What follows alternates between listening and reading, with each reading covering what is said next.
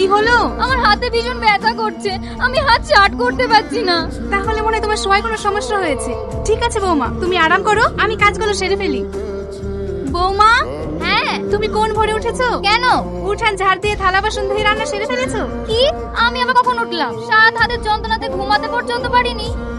তুমি রান্না করোনি? তাহলে রান্না কে করলো? এই দেখো,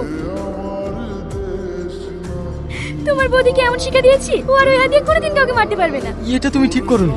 যতই হোক ও আমার বৌদি, তাছাড়া ওর একটা বাচ্চা আছে। তুমি ওকে ঠিক করে দাও। আর হ্যাঁ, আমার ফ্যামিলির লোকজন আমাকে যাই বলো, তুমি আমার ফ্যামিলির কখনো ক্ষতি করো না। তুমি আমার স্বামী, তুমি যেটা বলবে সেটাই হবে। আর একটা কথা, আমাদের বাড়ির যাবতীয় কাজ কি যে করলো, মাও করেনি বৌদিও করেনি। তোমার বউ করেছে মানে? আরে বুদ্ধু, এটা আমারও সংসার, আমি করবো না তো কে করবে? তাই আমি রাতে সব কাজ সেরে ফেলেছি। হ্যাঁ। কদিন থেকে বাড়ির কাজ কি করছে? আরে খাও না, আমি তোমার জন্য নিয়ে এসেছি। আমি এসব খাই না। এত রাতে কি কথা বলছে? খুব সুন্দর। হ্যাঁ, খুব সুন্দর। তোর সমস্যা কি? বাবা, আমার ছেলেকে বাঁচান, আমার ছেলেকে ভূতে ধরেছে। আমি ভূত নিজের চোখে দেখেছি। তোর ছেলের নাম কি? রিয়াজ। তোর ঘরে তো পরীর বাস। তোর ছেলে পরীকে বিয়ে করেছে। কি সর্বনাশ! আপনি আমার ছেলেকে বাঁচান। এটা বাড়ির চারপাশে ভালো করে ছিটিয়ে দিবি। দেখিস ছেলে যেন বাড়ির বাইরে না যায়।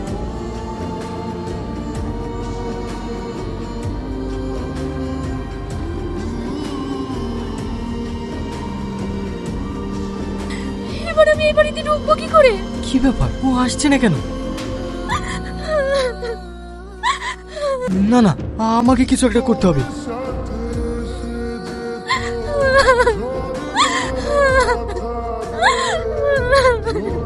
তোমার বাড়িতে কি করে রেখেছে? আমি ভিতরে যেতে পারছি না। আমি ওসব কিছু জানি না, আমি তোমার সঙ্গে থাকতে চাই। তুমি যাবে আমার সঙ্গে? হ্যাঁ। চাই তারা